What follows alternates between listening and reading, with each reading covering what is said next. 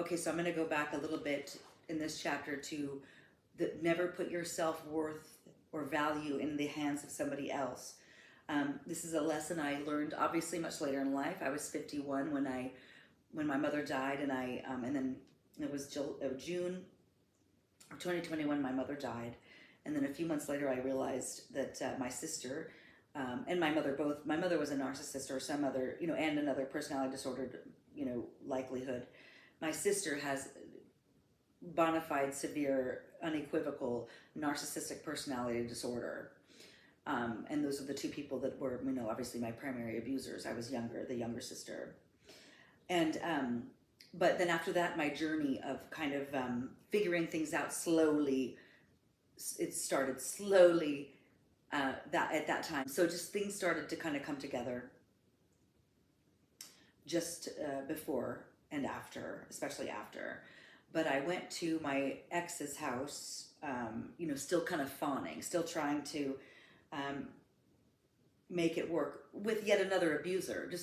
And this one was not just emotionally abusive. He had been physically abusive. But there I am trying to people please and get him back. And that's how sick you are as the world is sick, but you are so very injured from a lifetime of being scapegoated and abused by others. It's amazing what you think that you want and need. It's just completely sick.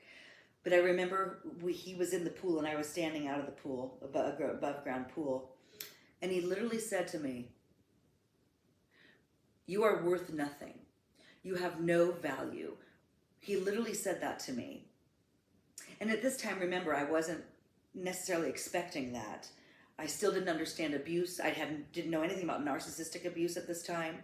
It was just before my mom died, and I didn't know anything about narcissistic abuse. But I knew that any man who treated a woman the way that he treated me, and that I saw him interact with people, and I could, I didn't have the ultimate answer, but I knew something was wrong.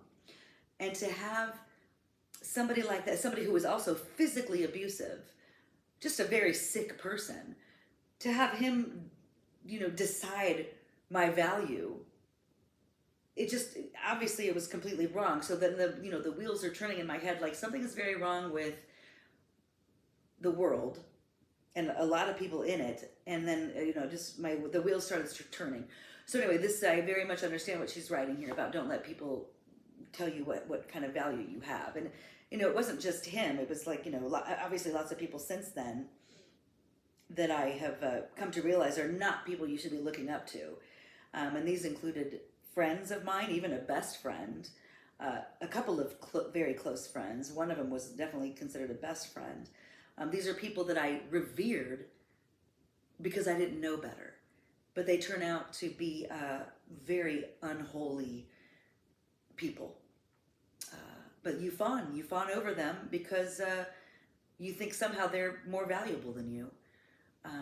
Anyway, that's my story. And then, so next time, chapter 10.